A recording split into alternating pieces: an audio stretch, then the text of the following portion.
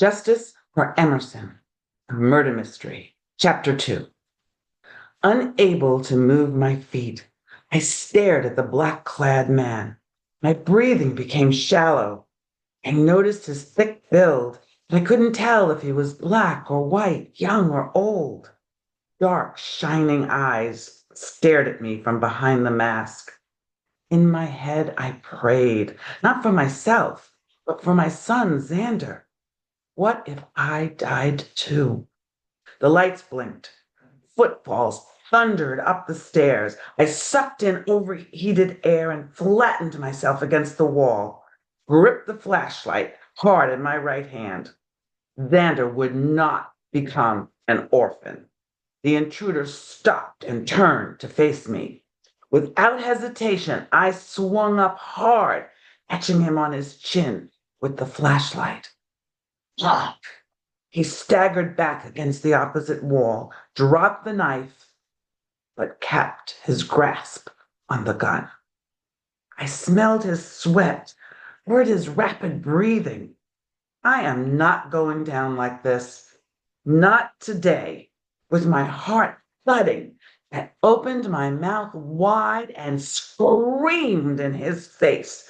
The shriek propelled my upward thrust. This time, the flashlight smashed into his left elbow. He grabbed his arm. "You're a dead woman!" Spittle dampened his mask. He pivoted and ran the rest of the way up the steps, turned, and disappeared. This is a dual timeline murder mystery, and the main character, Cal Emerson, is the one who's dead. And the book starts with Cal dead, but then you meet Cal in 1968 when he is on his way to Vietnam on the day that Martin Luther King was assassinated. And so the story runs present day as Aria tries to protect her family, protect her not-for-profit, find out who did this, what else is happening at her non-for-profit, because something else is amiss. And then the dual timeline is we meet Emerson and watch his progress over decades till he ends up in the basement, dead. Was there some relationship between what happened back then and what's happening now? Oh boy. Here's what some folks have said about Justice for Emerson. Part crime thriller, part romance, and part historical fiction. Justice for Emerson is a fast-paced page-turner. Osborne paints a complex character in Aria, one who can be decisive and indecisive, confident and full of self-doubt, reticent and strong all simultaneously. These complex female characters are Osborne's forte. Eva Silverfine, award-winning author of Ephemeral Wings. Here's another one. This is one from Ruth F. Stevens, who's another award-winning author.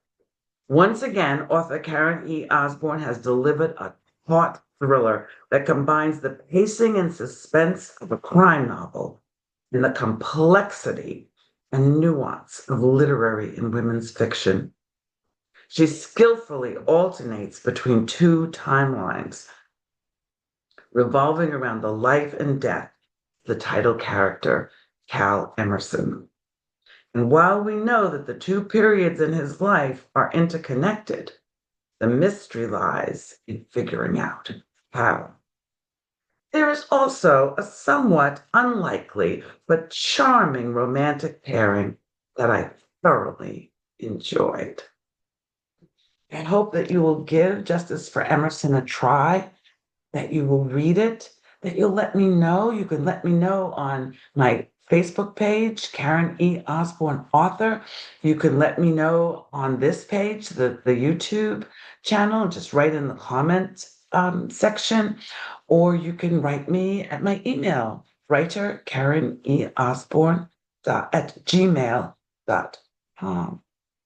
I look forward to hearing from you, and I do hope you enjoy meeting Aria and Jax and Cal Emerson.